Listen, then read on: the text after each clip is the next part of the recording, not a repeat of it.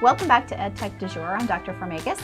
I'm Dr. Melissa Callback. And we're going to be talking about creating a video, most specifically an introduction to your course video, which really helps with building community online.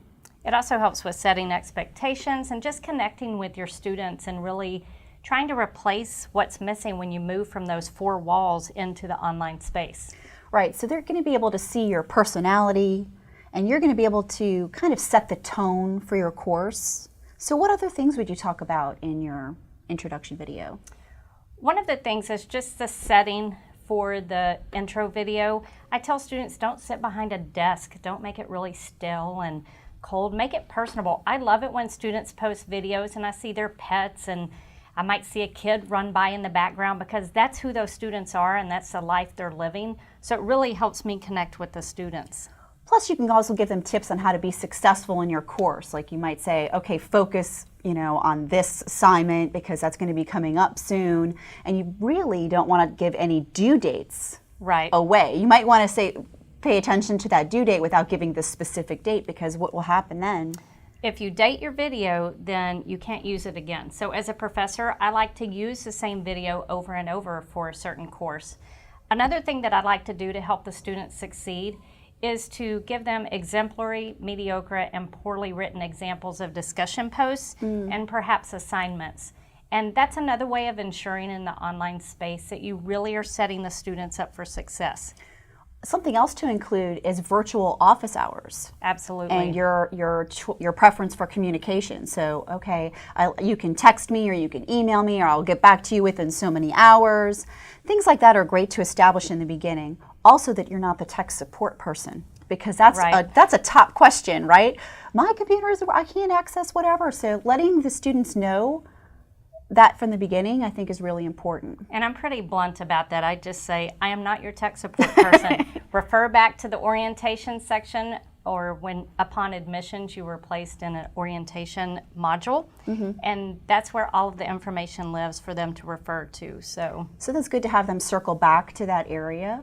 But about the length of the video, let's talk about that a little bit. What we don't like to see, a lot of professors, we see the 15, 20-minute, even an hour or 2-hour video. I don't need to know that much about you. And I've been an online student, so I know what it's like to not have any video and not be able to connect with the professor on a deeper level. But really, 3 minutes is fine, because that's enough time to really set the structure for the course, to let the students know how to succeed in your course, and to give them insight into your personality. Right. And speaking of the video and how it's set up, you want to make sure you have good lighting.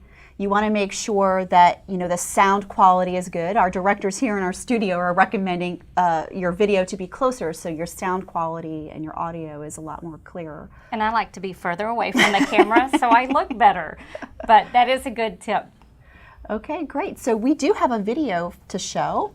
We do. It's a sample video of mine for a course I actually teach. So there are a few specific things in the video that are particularly for that course. Okay, and here we go.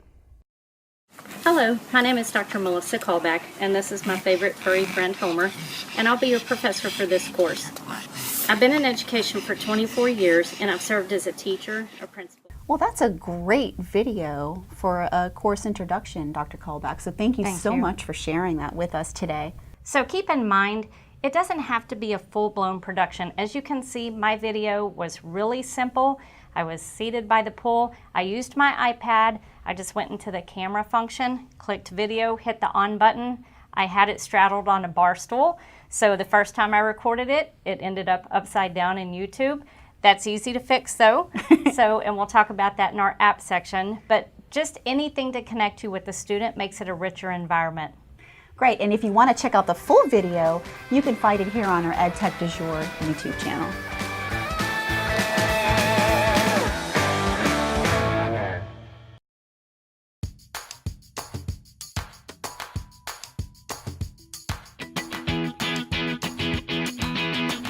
Hi, I'm Michelle Pacansky-Brock.